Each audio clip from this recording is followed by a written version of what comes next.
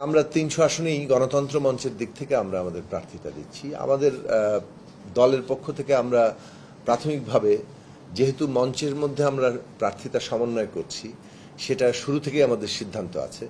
আপনার দুটো বিষয় আমি একটু কমেন্ট করি একই সাথে। সেটা হচ্ছে যে একটা হচ্ছে যে ইতিমধ্যে আরপিও সংশোধন করে নির্বাচন কমিশন সরকারের কাছে পাঠিয়েছিল, সেটা আবার তারা এখন আইন হিসেবে ইতিমধ্যে ঘোষণা করেছেন।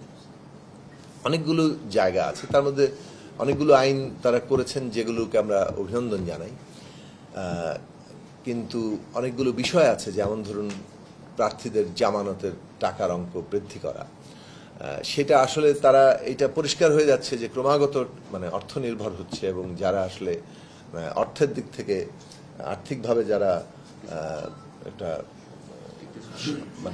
কম সক্ষমতা আছে তাদের জন্য বিষয়গুলো কঠিন হয়ে উঠছে। আপনারা এটা জানেন যে এর আগে এমনকি স্থানীয় নির্বাচনে সেটা আরো বেশি করে ফেলা হয়েছিল। তো এই যে প্রার্থিতা কম করার জন্য টাকার অঙ্ক ক্রমাগত বাড়িয়ে তোলা, এইটা আমরা মোটেই কোনো গণতান্ত্রিক পদ্ধতি মনে করি না। তো সেই দিক থেকে এই ধরনের বিষয়, কিংবা ধরুন আমরা গণসংহতি আন্দোলনে আমাদের সম্মেলনের সিদ্ধান্ত হচ্ছে আমরা নিজ দলীয় প্রতীকেই নির্বাচন করব, কিন্তু কোনো দল যদি কোনো জোটের প্রতীকে নির্বাচন করতে চায় সেই সুযোগটা রাখাও আমরা সমীচীন মনে করেছি, সেই সুযোগটা থাকা দরকার।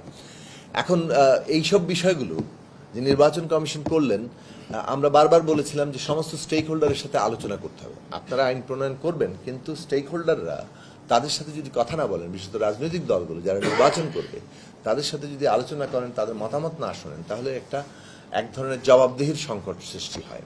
সে কারণে আমরা নির্বাচন কমিশনকে বলবো যে এই আলাপ আলোচনাগুলো সবগুলো দলের সাথে কথা বলা, এবং কথা বলে তারপরে তাদের পুনরায় সিদ্ধান্তকে গ্রহণ করার। আর দ্বিতীয় যে বিষয়টা নিয়ে কথা বলতে চাই, জুলাই জাতীয় সনদের প্রশ্নে, এটার বাস্তবায়ন প্রসঙ্গ নিয়ে আমরা কিন্তু সবসময় একটা আন্তরিক জায়গায় এসেছিলাম। 15ই সেপ্টেম্বর যখন আলোচনা একটা শেষ পর্যায়ে এসেছিল জুলাই জাতীয় সনদ প্রণয়নের ক্ষেত্রে, এবং সেটা স্বাক্ষর হবে, তখন বাস্তবায়নের প্রসঙ্গটি আসলো, এবং সেই বাস্তবায়ন প্রসঙ্গ নিয়ে একটা অনৈক্য তৈরি হলো। আমরা তখন আহ্বান জানিয়েছিলাম কমিশনকে যে আপনারা এটা সময় বৃদ্ধি করেন, যাতে করে আমরা আলাপ আলোচনা করে একটা জায়গায় পৌঁছাতে পারি।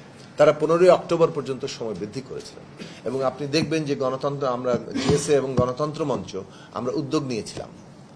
আমাদের উদ্যোগেই বিভিন্ন রাজনৈতিক দলের সাথে আমরা আনুষ্ঠানিক অনানুষ্ঠানিক কথা বলেছি, এই 30-32টি রাজনৈতিক দলের সাথে।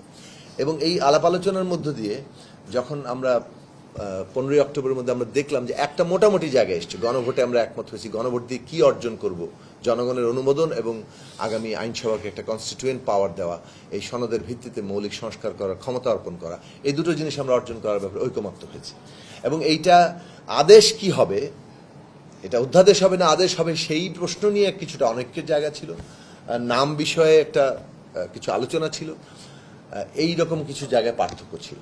অন্যদিকে নোট অফ ডিসেন্টের মীমাংসা কিভাবে, সেটা কিন্তু ওইখানে ফয়সালা হয়ে গিয়েছিল। এবং আপনারা জানেন 17ই অক্টোবর যখন স্বাক্ষর হয়েছে, সেখানে নোট অফ ডিসেন্ট, ঐকমত্যের অংশ, নোট অফ ডিসেন্টের অংশ, নোট লেখা আছে কিভাবে সেটা বাস্তবায়ন হবে, এভাবেই কিন্তু জুলাই জাতীয় সনদ স্বাক্ষরিত হয়েছে। কিন্তু আমরা যখন বাস্তবায়ন আদেশকে ঐকমত্য কমিশন যখন সরকারকে জমা দিল, সেখানে যেভাবে তারা উপস্থাপন করেছেন, তাতে নোট অফ ডিসেন্টের জায়গাগুলো তারা বাদ রেখেছেন। এটার মধ্যে দিয়ে একটা বড় কনফিউশন তৈরি হয়েছে যে যাদের আপত্তি আছে তারা কি করবেন। গণসংহতি আন্দোলন কিংবা জিএস এর কোনো আপত্তি নেই, কিংবা সংবিধান সংস্কার পরিষদে আমাদেরই দাবি ছিল, আমাদের সাথে রাষ্ট্র সংস্কার আন্দোলন আমরা দুই দল তুলেছিলাম। কিন্তু প্রশ্নটা হচ্ছে যে অন্যান্য দল যদি কোনো বিষয়ে একমত না হয়, আমরা মনে করি না যে এটা কোনোভাবে চাপিয়ে দেওয়ার কোনো সুযোগ আছে, কারণ আমরা সম্মিলিতভাবে অভ্যুত্থান করেছি, এবং আমরা মনে করি ন্যূনতম জাতীয় ঐকমত্যই হচ্ছে এটার পদ্ধতিগত দিক, যেভাবে আমরা অগ্রসর হতে পারবো। ফলে সে কারণে আমরা আমাদের দিক থেকে এটা বারবার বলেছি যে এমনভাবে সমস্ত কিছু করা যাতে আমাদের ন্যূনতম জাতীয় ঐকমত্য হয়। এবং এই ক্ষেত্রে একটা ঐকমত্য কমিশনের প্রস্তাব এবং সরকার সব মিলিয়ে একটা নতুন করে একটা জটিলতা কিংবা একটা সংকটের জায়গা তৈরি হয়েছে। আমরা মনে করি দ্রুত এই সংকট সমাধান করা দরকার, জটিলতা নিরসন করা দরকার, এবং সেটা সরকারকে উদ্যোগ নিতে হবে। ঐকমত্য কমিশন এই মুহূর্তে ফাংশনিং কিনা সেটা আমরা পরিষ্কারভাবে জানি না।